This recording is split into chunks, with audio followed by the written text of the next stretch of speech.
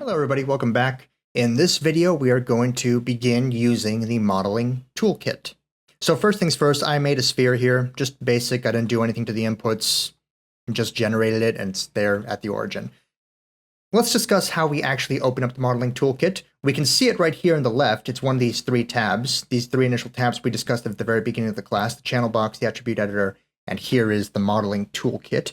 Another place you can access the modeling toolkit, if I select this, it's going to be right up here. It's this little hammer with the cube next to it. This is the modeling toolkit.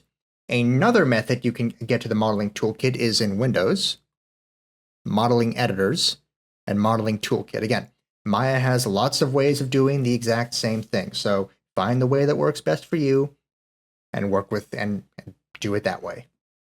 Now that we're in the modeling toolkit, let's discuss what it is. I'm going to actually make it a little bit bigger. I like having it a little bit bigger whenever I work with the modeling toolkit. The modeling toolkit allows you to actually switch to specific components, similar to how we did in the previous video, where we went from object mode to edge mode to vertex mode to face mode. We can do that from here. So right now we are in object selection, but if we hover right here, we can enter vertex selection. We'll zoom into the sphere to get a better view of that. Again, just like before,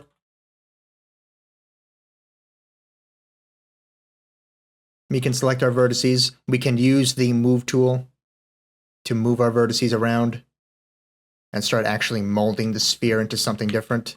Select multiple vertices at once by holding shift, moving them. We can start actually molding the sphere. We can select edges right here.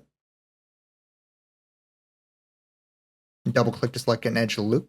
Maybe I'll jump over to the scale tool, press R, and just do this.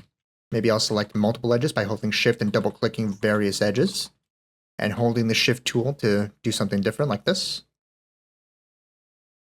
You'll notice that the modeling toolkit is keeping track of how many edges I have selected. It's also keeping track of how many vertices I have selected. Now it's 0, but now it's 6. Holding shift and double clicking, now it's 11. Maybe I can just double click one of these random vertices and I'll select all of them at once. We can see that the sphere has 382 vertices. That's cool. We can go here and select faces.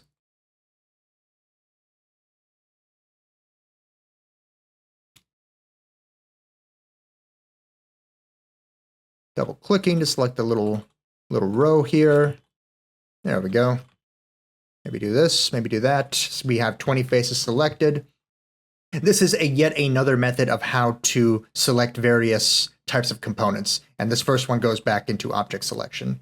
And this last one is for UV selection. UVs is something that we'll get into later in the class, so don't worry about that right now. And multi-component lets you select edges, vertices, and vertices, edges, and faces all at once if you want to.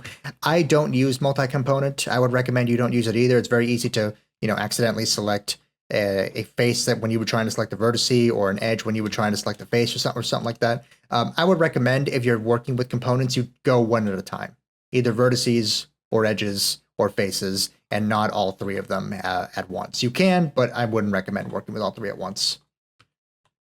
You can also select multi-component mode from just by holding the right mouse button. You see multi there. Multi is multi-component mode, letting you select either an edge or a face or a vertice anytime that you want. Again, I wouldn't recommend working in multi-component mode if I can help it, but it's all up to you and what works best for you. So I'm going to deselect multi-component mode. I'm back in object selection now. Let's go ahead and generate a cube. It's actually small. It's in there right now, but it's there. Let's go ahead and push it up. It doesn't have to be connected for what I'm about to show you next, but it's for the purposes of the demonstration, it'll be better if it's just connected. So I'm just going to connect it like that. Why not? And now I'm going to select both the cube, and then holding shift, I'm going to select the sphere as well. And we're going to go over the first of our tools in the modeling toolkit, and that is going to be the combine tool right here. So I'm just going to click combine, and both objects that we had selected is now one object united. So let's go ahead and undo real quick so we can see on our outline what's going on here. We have both the sphere and the cube here. They're two separate objects. I have them both selected. I've now selected combine, which is also, by the way, up here in, you have to be in the modeling menu. And then you go to mesh, and then you can see combine right there. And you can actually also play around with the specific settings for combine if you wanted to, but we're going to keep it simple. We're not going to worry about that. We're just going to work within the modeling toolkit. We're going to select combine, and we can see that these two objects, once this is clicked, we'll combine them into one. It also creates these two groups. Anytime you do something like combine or separate or Boolean or any of these actions within the modeling toolkit, it's going to create some trash data. So I mentioned before in the previous week on how important it's going to be that you're constantly editing, deleting by type history, modifying, freezing transformations, modifying, centering the pivot. This is why. It's because you're going to do things like combine, and it's going to create trash data that is going to mess with your with your intended actions further down the road. So we did this whole combine thing. Now, what we're going to do is eliminate our trash data. We don't delete the trash data because just going to these groups and deleting them can cause problems. Like it just disappeared the entire object, despite the fact that the object is still there. Apparently, I'm going to undo to get this trash data back here, and we need to safely delete this stuff so that we can perform further actions down the road. Again, just deleting it is a bad idea. It's just going to cause problems. So instead, what we want to do is have our actual object selected in the viewport. We're going to go to Edit, Delete by Type, History. You'll see that those groups have been safely deleted now. They weren't deleted just by pressing delete. They were deleted via the Edit, Delete by Type history, which is the best way of deleting your previous actions.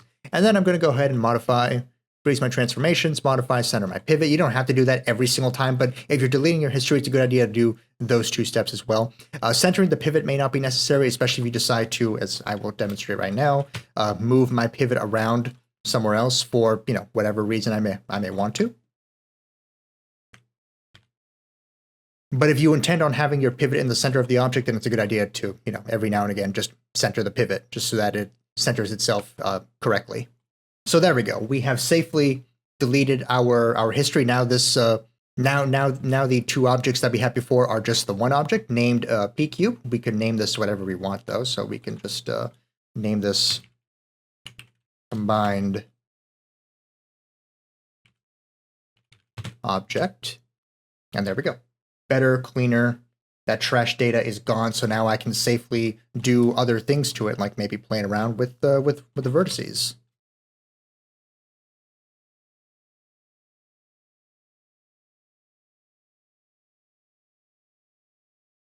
As seen here, without worry of anything weird or unnecessary happening that I can't immediately foresee, because that trash data has been safely deleted. As discussed, however, we don't need to have the objects physically touching each other in order to combine them, so I'll make this torus. I'll just put it over here.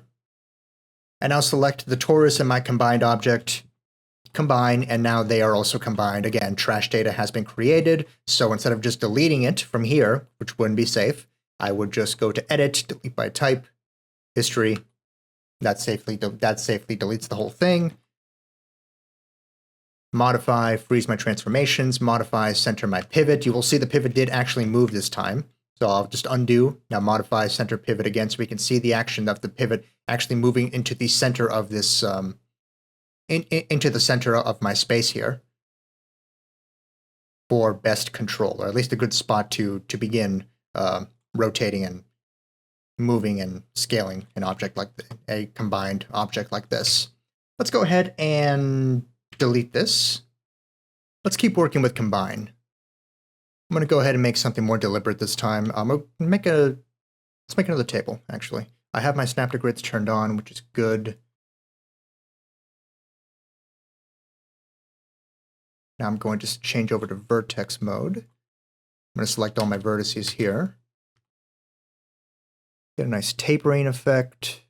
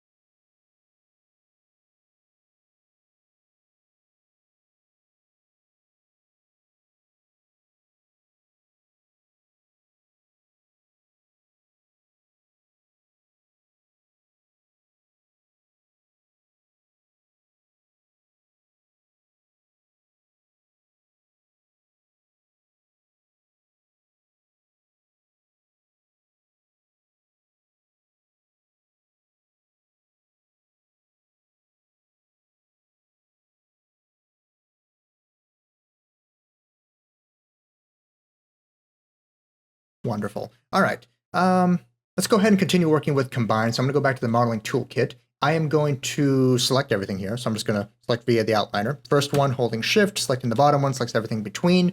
I'm going to select combine here. Wonderful. That combines everything. Let's take a look at the history. I have this polyunite, this polycube, and polycylinder. But now that everything has been combined and I have all this trash data from the work that I've done, putting it all together and combining it, if I start playing around with this stuff, weird things will begin to happen. So it's not a good idea to play with base inputs for base primitives after you do something like within the modeling toolkit, like combining or separating or booleans or smooth or any of the other stuff that we'll be going over. It's a good idea once you've done a big action like combine that you get rid of the trash data. And again, you don't want to just delete the trash data. You want to have it selected in the viewport, and you want to go to edit, delete by type, history, modify, freeze, modify, center, just to make sure everything is okay as it should be. So we have this lovely little mini table here.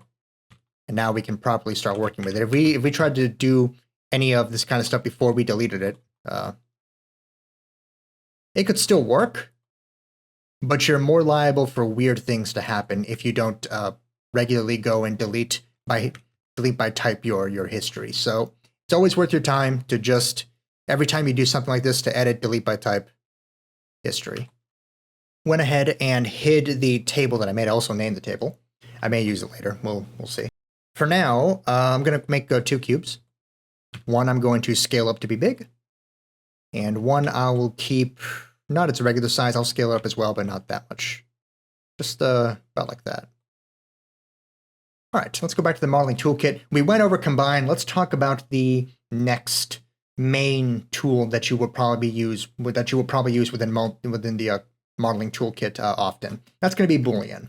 So in order to properly use the Boolean, similar to hierarchies, we need to make sure first that we select things in the correct order. In this case, Booleans is an action where one model will cut into another one to create indents and shapes within. So in order to properly do this, we need to properly select our objects here. So first we're going to select the large cube, aka the cube that is going to be cut into. And then I'm going to hold shift and select the smaller cube, which is the cube that will be doing the cutting into the larger cube. So now I am going to select Boolean. And there's our Boolean. Correctly done. And well, let me just undo real fast. Let me just confirm and double check and see if I select the small one first and then the large one. If I select Boolean at that point, it will do the reverse action. So Booleans, similar to hierarchies, are dependent on the order that you select them in. Undo. Let's go back to the original order that I wanted in, which is going to be big one first, then small one, then Boolean, and there we go. There is our Boolean. You'll notice, by the way, we still have this red outline for the cube that has been that cut into the larger one. We can select this outline here, and we can just move around to change where the cut will be, how large the cut will be.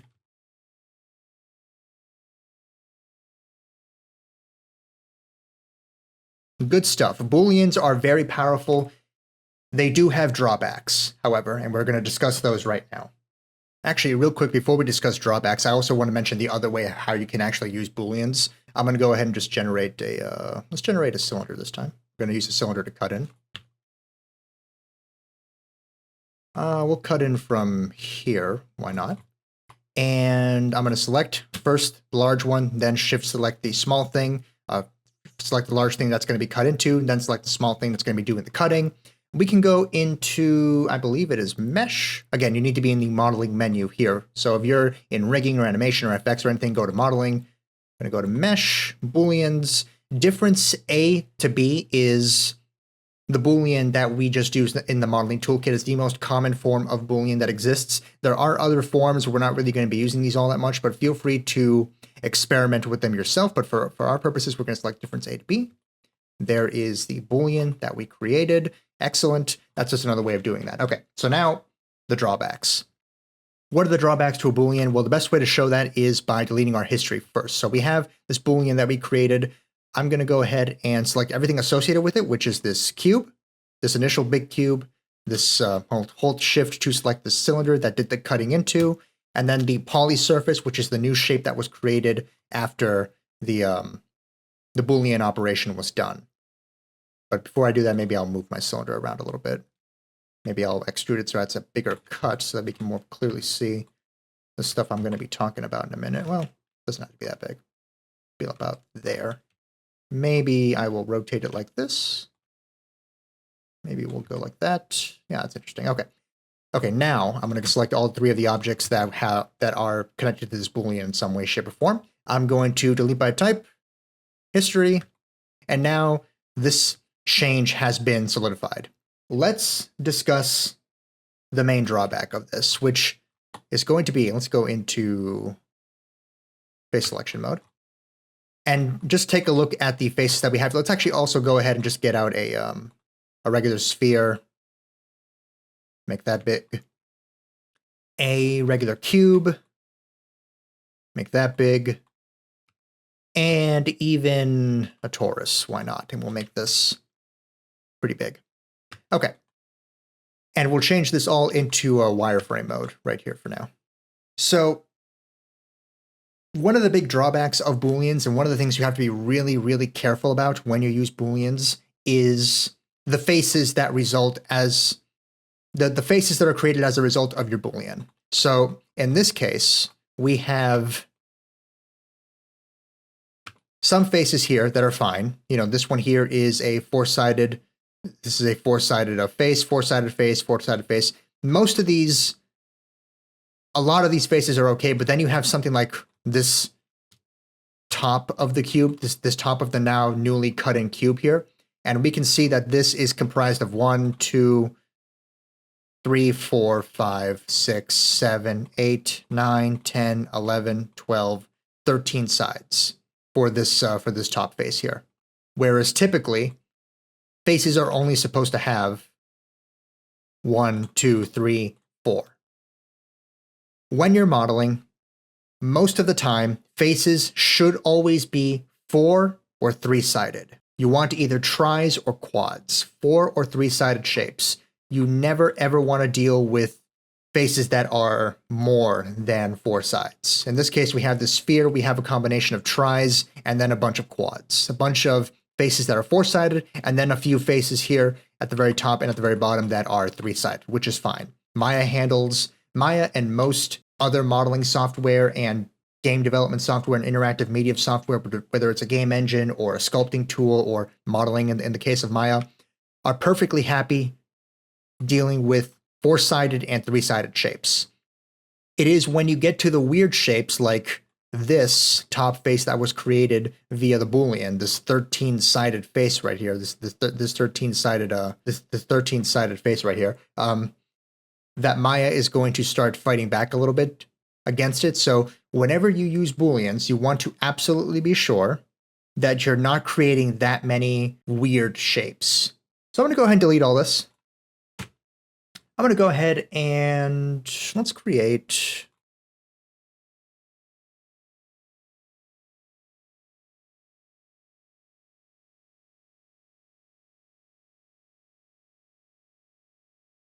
okay, we have this one, and then I'm just going to select both, Control D, copy that over here, and then I am going to go into my modeling toolkit. I'm going to take these two and I'm just going to combine them, and then I'm going to select these two, and I'm going to go into mesh because I don't want to do this just the regular Boolean cut. I want to do mesh, Booleans, and union. And now we can compare and contrast the difference between both kinds of combinations here. So let's go ahead and also delete by type my history so we don't have any trash data.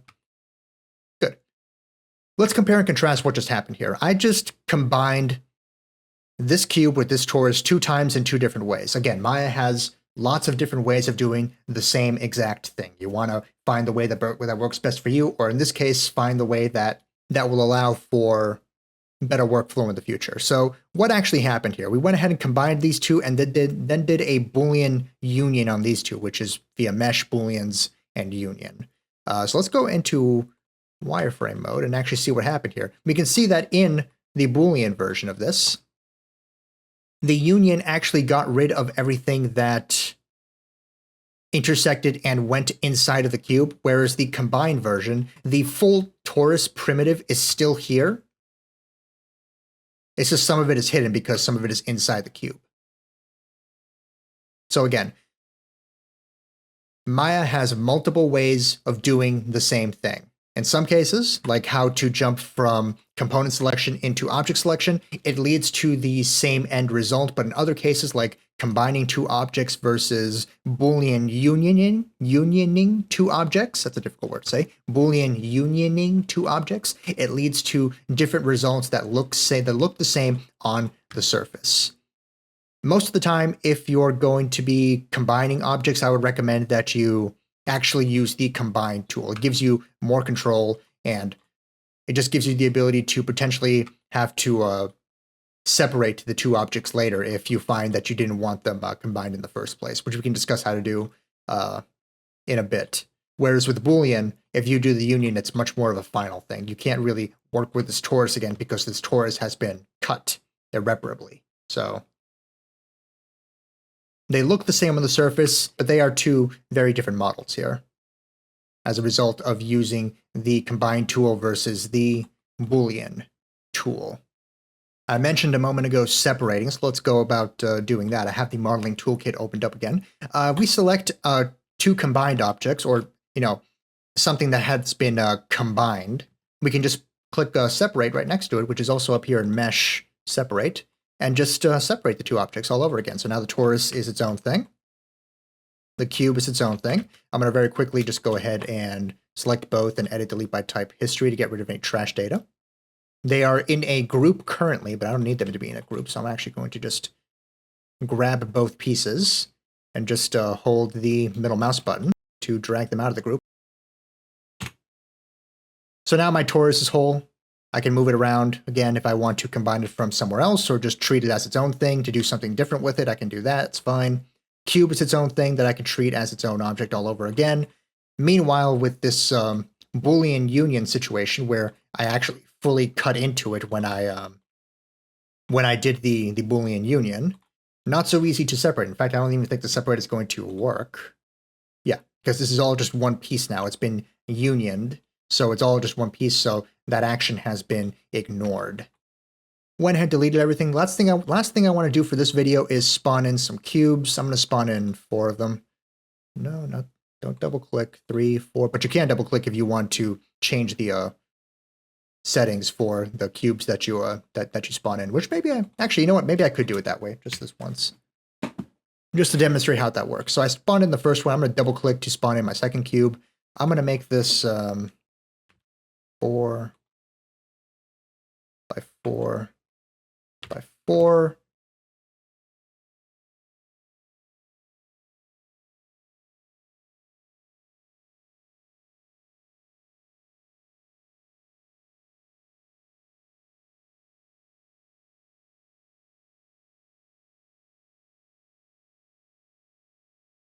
Okay, so each cube selectively has more and more geometry to work with. The reason for that is I want to show off the smooth tool, which is right here. It's the last of these initial 4 tools that we've been using under mesh. We've used combine, we've used separate, we've used Boolean. Now we're going to use the smooth tool. So let's go ahead and smooth each one. Start with this first cube right here. Just select smooth. There we go. I can adjust the divisions